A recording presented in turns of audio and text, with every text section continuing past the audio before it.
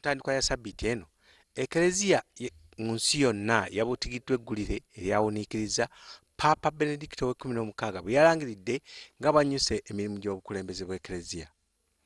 Abantu nno bangi basigadde beewunaganya ensonga emuviiriddeko okulekulira. Kyokka olwaleero Paapa alabiseko erinnamungi w'omuntu akungaanidde Vatican okusiigibwa evvu n'alangirira ensonga kwe yasinzidde okulekulira. Paapa Benedicto XVI nga kati aweza emyaka 85 ayiniriziddwa abantu abadde bamuwubira nga bwe bayimba erinnya lye mu Lulatini era babadde bakutte ekipande ekiwandiikiddwako weebale omutukuvu.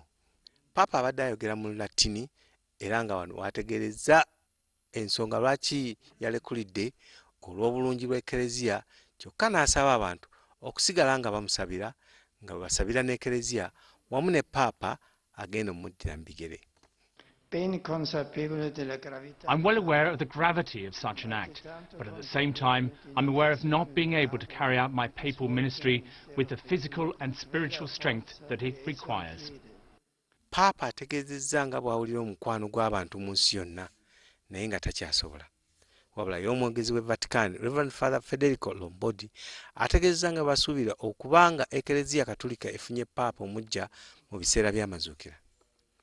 Kyokka tewannabaawo kuteekebwawo lunaku olukiiko lwa bakalindaali okulonda Paapa we lunaatandika okutuula okulonda Paapa omuggya agenda okukulembera abakkiriza abasukka mu kawumbi akalamba. Bakalindaali 117 be bagenda okutuula okulonda Paapa omuggya, wabula nga abamu nga Emmanuel Kardinali Wamala tebagenda kulonda olw'obukadde. Oluvannyuma nno Paapa ajaguza olunaku lwavvu nga luno lwe lusembyeyo okulabika mu bantu abangi ng'akyali Paapa.